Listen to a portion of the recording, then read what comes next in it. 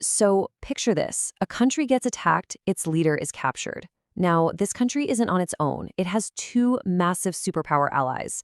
But they do nothing. This isn't just some what-if scenario, it's a real puzzle that pretty much turns everything we thought we knew about global alliances on its head. Let's dig into what happens when that promise of protection gets broken.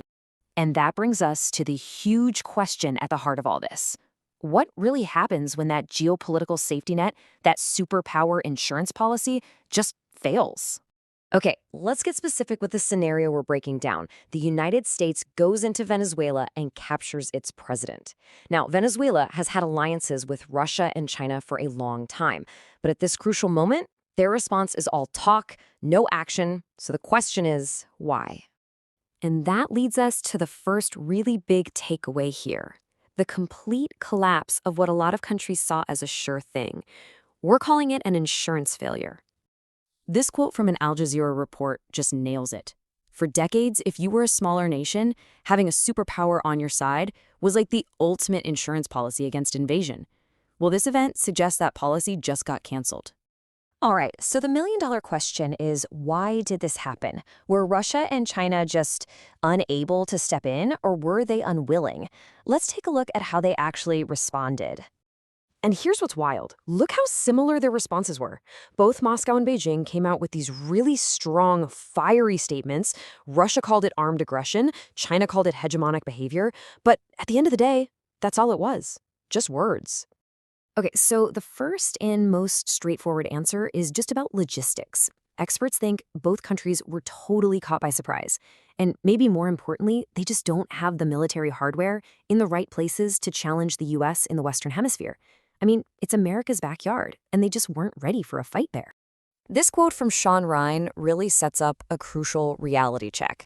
He points out that, yeah, we hear all the time about China's growing military, but the perception doesn't quite line up with the reality on the ground globally.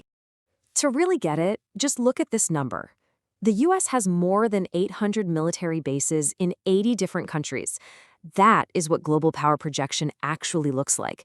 The ability to put your forces almost anywhere in the world, and fast. And now for the contrast. China has exactly 2 official military bases outside of its own territory. 2 versus over 800. That gap is just staggering, and it goes a long way in explaining why they couldn't just jump into Venezuela. But look, their military limits are only half the puzzle.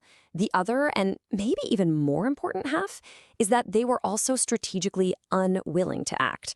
And this points to a much deeper shift, a new set of rules for how the world works. According to strategist Chris Weifer, you can find a huge clue in a recently updated U.S. national security document. This wasn't some random act. It's actually part of a new, thought-out American strategy.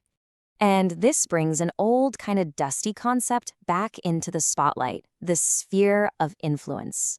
Basically, it's an unspoken deal where big powers get to call the shots in their own neighborhoods. By the U.S. flexing its muscle in its hemisphere, it's sending a message. Russia and China, you're free to do the same in yours. And this right here, this is the key. New, unwritten rules are being drawn up right before our eyes. That whole post-Cold War idea of a single world order is fading fast. It's being replaced by a system where regional giants carve up the world and have a quiet agreement to just stay out of each other's business. Now, I know what you're thinking. Anytime you hear about an intervention in Venezuela, your mind immediately goes to one thing: oil. But a lot of analysts are saying, not so fast. Chris Weifer is pretty blunt about it, calling the oil grab theory a lazy interpretation. He says it's a huge mistake to compare this to something like the Iraq War, because the situation on the ground is totally different. So why isn't it about the oil? Well, first off, Venezuelan crude is super heavy and tough to refine. It's not an easy substitute.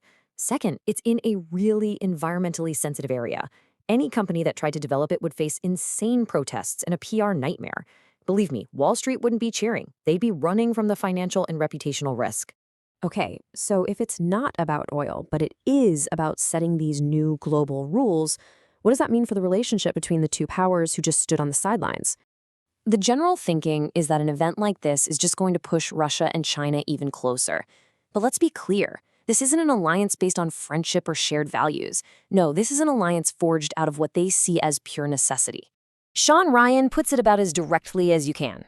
He says both countries feel that the West, led by the U.S., is actively trying to box them in or even tear them down. That shared threat, that's the glue holding this whole thing together. It's cooperation born out of feeling like you're under siege. And don't think of this as just a two-country club.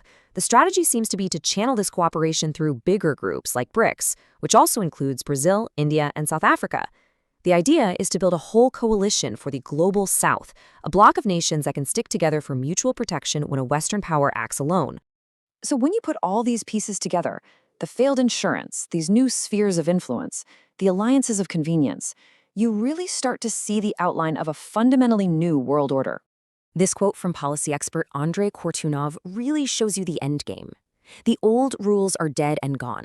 The hope now, at least from Moscow's point of view, is for the major powers, and that includes the US, to actually sit down at a table and agree on a new rulebook for this new era. And that leaves us with one final, and honestly, pretty chilling question. In a world of regional giants who all have a quiet understanding to stay out of each other's backyards, what happens to the smaller nations stuck in the middle? When the old insurance policies are worthless, who's left to protect them?